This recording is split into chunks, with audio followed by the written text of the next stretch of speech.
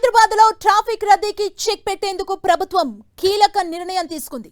KBR park చుట్టూ ఉన్న భారీ మౌలిక వసతుల ప్రాజెక్టుకు శ్రీకారం చుట్టింది. దాదాపు 1100 కోట్లతో చేపడుతున్న హెచ్సిటీ ప్రాజెక్టులో 7 ఫ్లైఓవర్లు 7 అండర్ పాస్లను నిర్మించనున్నారు. నిర్మాణ పనుల నేపథ్యంలో ఈ నెల 18 నుంచి కేబీఆర్ చుట్టూ వన్ వే ట్రాఫిక్ అమల్లోకి రానుంది. కేబీఆర్ పార్క్ చుట్టూ వన్ వే ట్రాఫిక్ అమలుపై 10 టీవీ గ్రౌండ్ రిపోర్ట్ ఇప్పుడు చూద్దాం.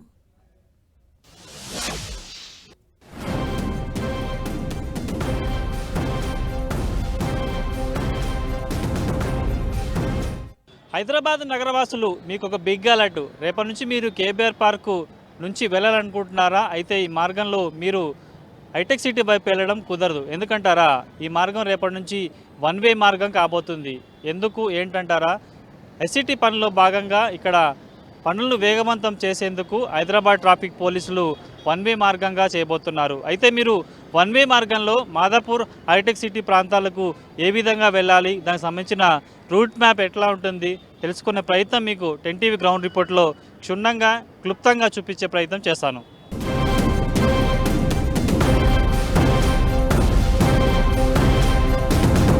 సుమారుగా ఏడాది పైగా ఈ వన్ వే అమల్లోకి ఉండబోతున్నట్టుగా పోలీసులు చెప్తున్నారు. వాస్తవానికి కేబీఆర్ పార్క్ చుట్టుపక్కల ఎక్కడ వన్ వే స్టార్ట్ అవుతుంది, ఉదాహరణకి పంజగుట్ట నుంచి వచ్చే వారు కేబీఆర్ పార్క్ నుంచి వన్ వే మార్గంలో ఎక్కడ వెళ్ళాలని తెలుసుకునే ప్రయత్నం మీకు క్లుప్తంగా చూపించే ప్రయత్నం చేస్తాం. ప్రస్తుతానికైతే ఇదే పాయింట్ వద్ద ఉన్నాను.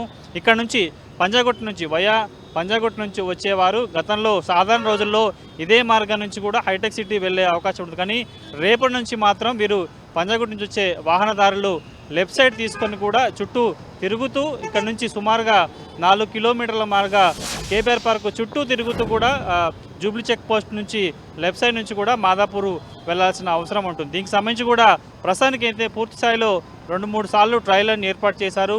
ఎక్కడెక్కడ లోటుపాట్లు ఉన్నాయి వాటిని కూడా రెక్టిఫై చేశారు. 2 డబల్ రూట్లు ఉంటాయి కాబట్టి లేన్ చేంజ్ అవ్వడానికి కూడా కొన్ని ఏర్పాట్లు కూడా చేశారు. కాబట్టి మీరు చూపిస్తున్న ఈ ప్రాంతం అంతా కూడా కేబీఆర్ పార్కు చుట్టుపక్కల ప్రాంతంగా మనం చెప్పుకోవాల్సి ఉంటుంది. సుమారుగా 4.5 కిలోమీటర్లు ఉంటుంది.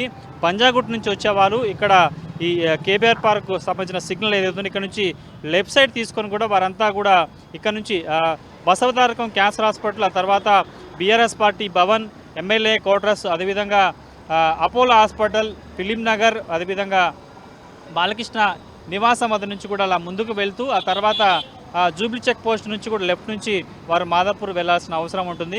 ఎన్టీఆర్ భవన్ పాయింట్ ఇక్కడ నుంచి కూడా వీరంతా కూడా ఇక్కడ నుంచి ఇటు సైపు వస్తుంటారు. పంజాగుట్ట నుంచి వచ్చే మార్గం, ఈ మార్గంలో కూడా ఇక్కడ నుంచి వీరు రైట్కి వెళ్లకుండా రేపటి నుంచి అంతా కూడా లెఫ్ట్ తీసుకుంటూ ఈ మార్గం నుంచి క్యాన్సర్ హాస్పిటల్, అగ్రసేన్ ల్యాండ్తో పాటు ఇట్లా చుట్టుపక్కల టీటీడీ లైన్, అదేవిధంగా అపోలో హాస్పిటల్,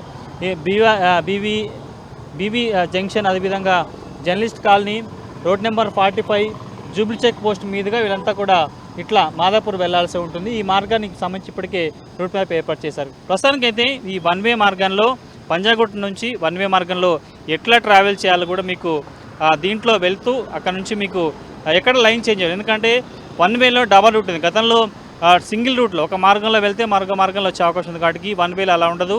2 మార్గాలను కూడా వన్ వేకి ఉపయోగిస్తారు. కాబట్టి ఒకవేళ ఇక్కడ నుంచి ట్రావెల్ చేసిన వారు తిరిగి మనం బీఆర్ఎస్ భవన్కి వెళ్ళాలంటే ఎక్కడ లైన్ చేంజ్ అవ్వాలి, అలాంటి అంశాలను కూడా మీకు చూపించే ప్రయత్నం చేస్తాను.